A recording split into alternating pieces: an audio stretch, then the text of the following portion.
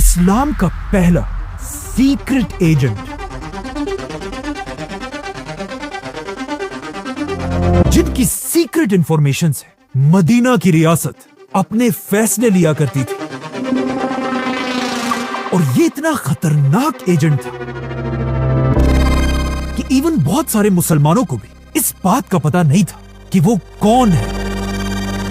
रसूलुल्लाह सल्लल्लाहु अलैहि वसल्लम के दादा अब्दुल मुत्तलिब के 10 बेटे थे, जिनमें से 4 को आज तक याद किया जाता है। अबू लहब, अबू तालिब,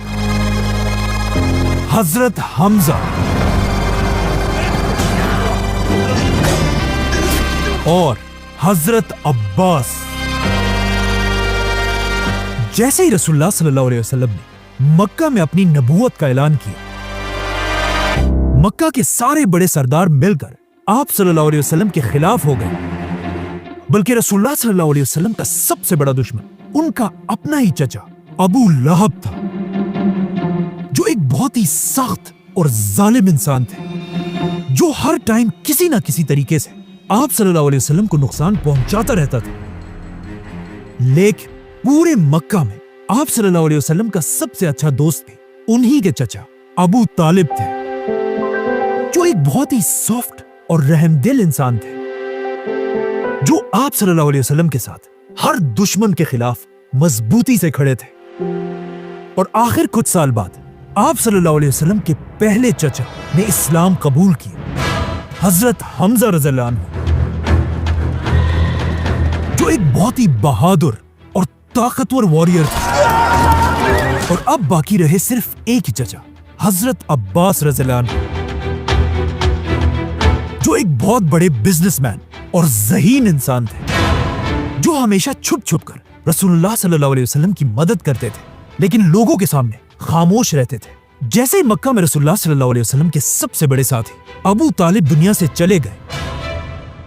उसके बाद आप सल्लल्लाहु अलैहि वसल्लम का मक्का में रहना इम्पॉसिबल हो चुका था, क्योंकि मक्का वाले अबू तालिब के बाद मुसलमानों पर सख्त जुल्म करने लगे थे। इसीलिए आप सल्लल्लाहु अलैहि वसल्लम अपने चचा की वफात के बाद अब मक्का छोड़कर कहीं और हिजरत करने की प्लानिंग करने लगे, जिसके लिए उन्होंने अपने सहाबा अरब के डिफरेंट सिटीज की तरफ भेजे और खुद अरब की एक सिटी ताइफ की तरफ गए। और वहां जो हुआ वो हम सबको पता है।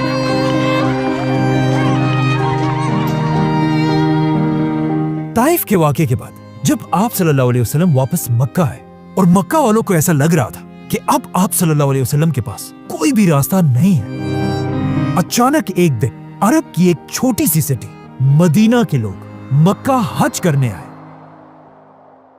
जिनमें से कुछ ने आप सल्लल्लाहु अलैहि वसल्लम से रात के अंधेरे में एक सीक्रेट मीटिंग की रिक्वेस्ट की, जिसे आप सल्लल्लाहु अलैहि वसल्लम ने एक्सेप्ट किया। और जैसे ही मक्का में रात का अंधेरा हुआ और मक्का के सारे लोग सो गए, मदीना के कैंप से 73 मर्द और 2 औरतें बाहर निकले और मक्का में एक पहाड़ की तरफ रवाना हुए। जैसे ये लोग मीटिंग की जगह पर पहुंचे, उन्होंने देखा कि सामने से सिर्फ 2 लोग उनसे मिलने के लिए आ रहे हैं, जिनमें से एक तो मोहम्मद सल्लल्लाहु अलैहि वसल्लम थे, लेकिन दूसरे आप सल्लल्लाहु अलैहि वसल्लम के चचा और अबू तालिब के बाद बनु हाशिम के बड़े सरदार हजरत अब्बास रज़ियल्लाहु अन्हु थे।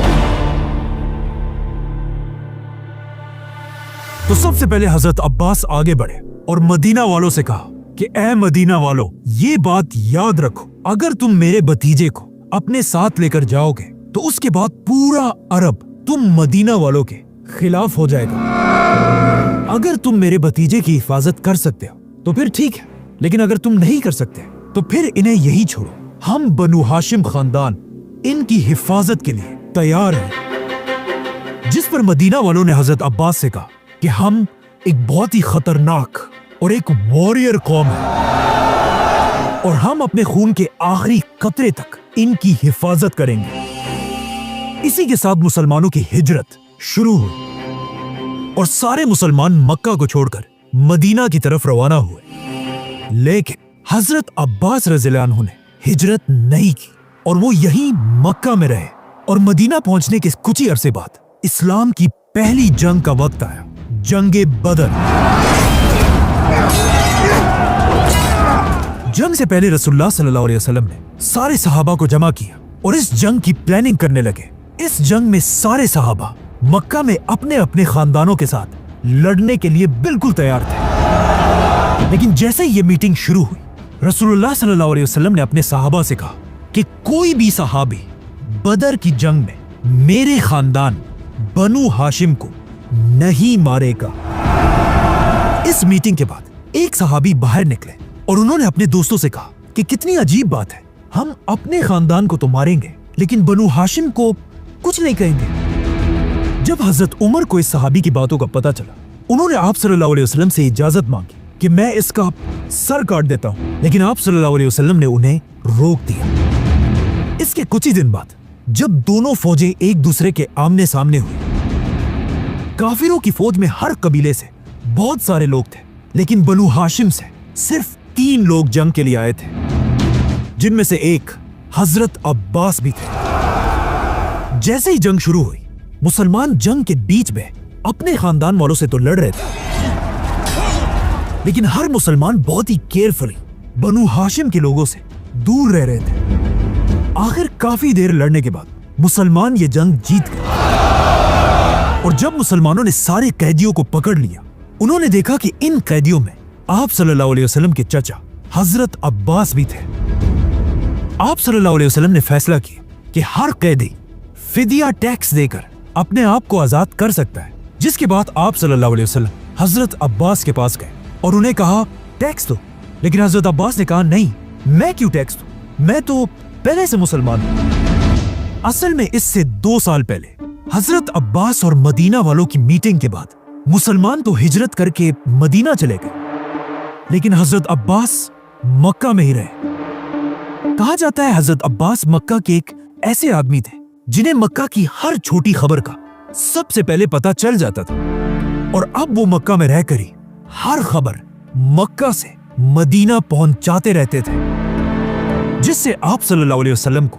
मक्का की हर खबर का पहले से पता होता था, जिसकी वजह से मुसलमान हमेशा मक्का वालों से एक स्टेप आगे रहते थे। मतलब हजरत अब्बास रसूलुल्लाह सल्लल्लाहु अलैहि वसल्लम के मक्का में एक बहुत ही सीक्रेट एजेंट थे, जिनका किसी को पता नहीं था, इवन मुसलमानों को भी नहीं। इसीलिए जंग बदर से पहले मीटिंग में आप सल्लल्लाहु अलैहि वसल्लम ने मुसलमानों से कहा था कि बनु हाशिम के खिलाफ मत लड़ना, क्योंकि रसूलुल्लाह सल्लल्लाहु अलैहि वसल्लम नहीं चाहते थे कि उनका इतना इंपॉर्टेंट एजेंट हजरत अब्बास इस जंग में मारा जाए। लेकिन अब जब हजरत अब्बास गिरफ्तार हुए, उन्होंने सबके सामने ये एक्सेप्ट किया कि वो तो पहले से एक मुसलमान थे और कहा मैं क्यों टैक्स दूं। लेकिन रसूलुल्लाह सल्लल्लाहु अलैहि वसल्लम ने उनसे कहा कि कोई बात नहीं, तुम्हें मुसलमान होने का बदला अल्लाह जरूर देगा, लेकिन यहां आपको टैक्स देना होगा, और हाँ, अपने साथ साथ बनु हाशिम के 2 लोगों का टैक्स भी आपने ही देना होगा। जिसके बाद आप सल्लल्लाहु अलैहि वसल्लम ने हजरत अब्बास को दोबारा मक्का भेजा और वो वहीं से एक बार फिर मुसलमानों की मदीना में मदद करने लगे। इसीलिए अगले साल जब मुसलमानों की दूसरी जंग शुरू हुई, जंगे ओहद, आप सल्लल्लाहु अलैहि वसल्लम को पहले ही मक्का की पूरी फौज का सब कुछ पता था, क्योंकि हजरत अब्बास उन्हें मक्का से हर डिटेल सीक्रेटली पहुंचाते रहते थे। और इसी तरह खंदक की जंग में भी आप सल्लल्लाहु अलैहि वसल्लम मक्का वालों से एक स्टेप आगे थे। जिसके बाद आखिर वो दिन आया जिसका सबको इंतजार था, फतह मक्का। और जैसे ही आप सल्लल्लाहु अलैहि वसल्लम 10,000 मुसलमानों के साथ मदीना से मक्का की तरफ रवाना हुए, और उधर मक्का में भी हजरत अब्बास को समझ आ गई कि अब और छुपने का कोई फायदा नहीं। इसीलिए वो भी अपने खानदान के साथ मदीना की तरफ रवाना हुए और रास्ते में मुसलमानों की फौज से मिलकर वापस मक्का को फतह करने आए, और इस तरह मक्का फतह हो गया। मक्का फतह करने के कुछ ही दिन बाद मुसलमानों की एक और बड़ी जंग शुरू हुई, जंगे हुनैन। और ये पहली जंग थी जिसमें हजरत अब्बास अब एक स्पाई नहीं बल्कि एक वॉरियर की तरह जंग में मुसलमानों के साथ खड़े थे, और मुसलमान तेजी से अपने दुश्मन की तरफ बढ़ रहे थे। لیکن جیسے ہی مسلمان ان دو پہاڑوں کے درمیان پہنچے، ان دونوں پہاڑوں سے مسلمانوں کی فوج پر تیروں کی بارش ہونے لگی اور اتنی تیریں برسنے لگی کہ مسلمانوں کی پوری فوج جنگ چھوڑ کر پیچھے ہٹنے لگی۔ یہ دیکھ کر کافروں کی پوری فوج نے مسلمانوں پر حملہ کر دیا۔ جیسے ہی کافروں کی فوج آگے آئی، وہ یہ دیکھ کر حیران رہ گئے کہ مسلمانوں کی پوری فوج تو پیچھے بھاگ رہی ہے، لیکن مسلمانوں میں صرف ایک آدمی اپنے ساتھیوں کے ساتھ بہادری سے اپنی جگہ پر کھڑا ہے، اور وہ تھے حضرت محمد صلی اللہ علیہ وسلم۔ یہ دیکھ کر کافروں کی پوری فوج نے سیدھا رسول اللہ صلی اللہ علیہ وسلم پر حملہ کر دیا، لیکن رسول اللہ صلی اللہ علیہ وسلم بھی پیچھے ہٹنے کے بجائے دشمنوں کی طرف آگے بڑھنے لگے۔ جیسے ہی آپ صلی اللہ علیہ وسلم آگے بڑھے، ان کے چچا حضرت عباس نے ان کے گھوڑے کی رسی پکڑی تاکہ آپ صلی اللہ علیہ وسلم آگے نہ بڑھ سکے، لیکن آپ صلی اللہ علیہ وسلم اپنے گھوڑے سے نیچے اترے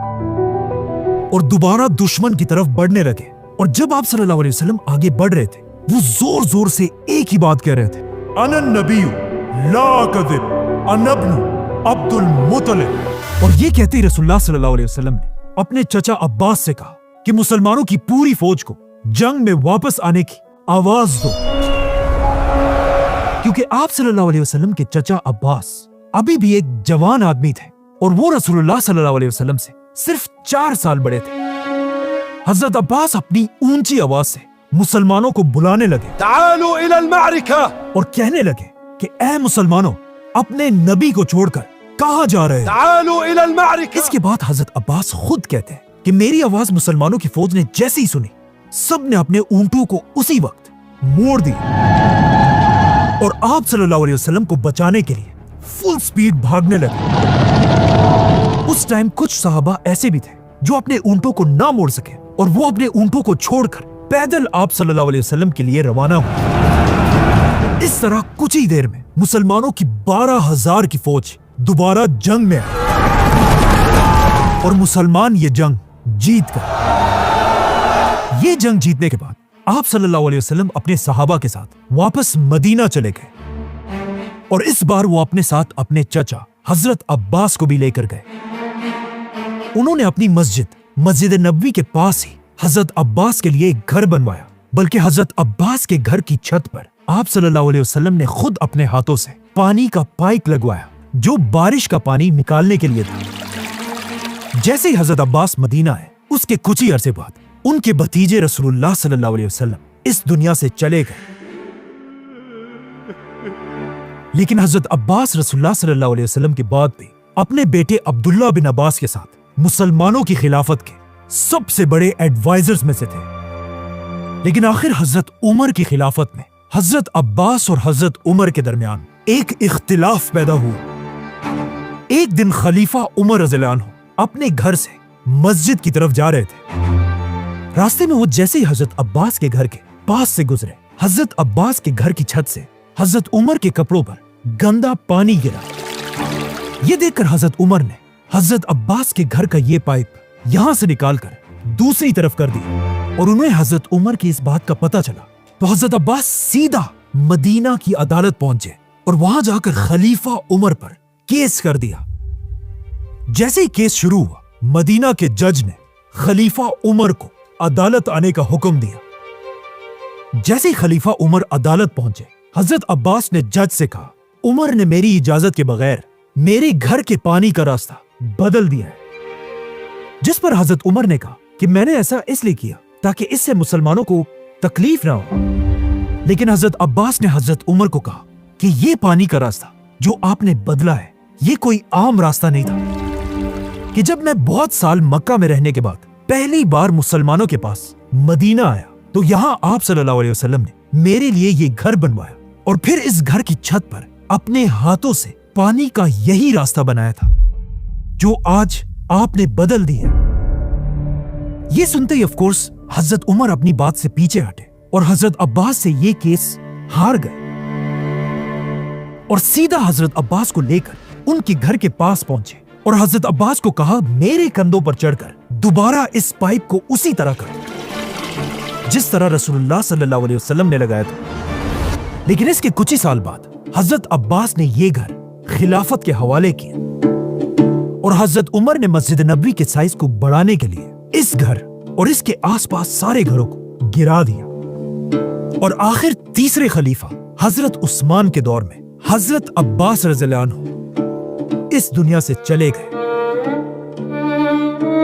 کہا جاتا ہے حضرت عباس کے جنازے میں اتنے لوگ مدینہ میں جمع ہوئے کہ مدینہ کے قبرستان میں پاؤں رکھنے کی جگہ بھی نہیں تھی، اور اس اتنی رش میں بھی لوگ حضرت عباس سے اتنی محبت کرتے تھے کہ ہر کوئی یہ کوشش کر رہا تھا کہ وہ کسی طرح حضرت عباس کی قبر تک پہنچ سکے، یہاں تک کہ خلیفہ عثمان بھی مسلمانوں کی اسی رش میں پھنس گئے تھے، جس کے بعد حضرت عثمان نے مشکلوں سے اپنے آپ کو مسلمانوں کی اس رش سے باہر نکالا۔ اور جب حالات اور بھی زیادہ بگڑ گئے، حضرت عثمان نے مدینہ کی پولیس کو بلوایا اور انہیں حکم دیا کہ لوگوں کو حضرت عباس کی قبر سے دور کرو اور صرف بنو ہاشم کو حضرت عباس کے پاس رہنے دو۔ اور اس طرح رسول اللہ صلی اللہ علیہ وسلم کے چچا، اسلام کے پہلے سیکرٹ ایجنٹ اور آنے والی عباسی خلافت کے دادا حضرت عباس رضی اللہ عنہ کو مدینہ میں دفنا دیا گیا۔ حضرت عباس کی وفات کے بعد آہستہ آہستہ خلافت راشدہ دنیا سے ختم ہو گئی اور دنیا میں مسلمانوں کی ایک نئی حکومت بنی، بنو امیہ کی حکومت، اور اگلے کئی سالوں تک انہوں نے ہی دنیا پر راج کیا۔ لیکن آلموسٹ 100 سال کی حکومت کے بعد حضرت عباس کی نسل کے ہی کچھ لوگوں نے بنو امیہ خاندان کے خلاف بغاوت کر دی اور ان سے ساری حکومت چھین لی اور دنیا میں ایک نئی خلافت بنائی، جس خلافت کا نام انہوں نے اپنے ہی دادا حضرت عباس رضی اللہ عنہ پر رکھا، اور اس خلافت کا نام تھا عباسی خلافت، جنہوں نے آتے ہی دنیا میں اپنا نیا کیپٹل بنایا، بغداد، اور یہیں سے دنیا میں مسلمانوں کا ایک نیا دور شروع ہوا جسے آج تک اسلامک گولڈن ایج کہا جاتا ہے۔ Subscribe.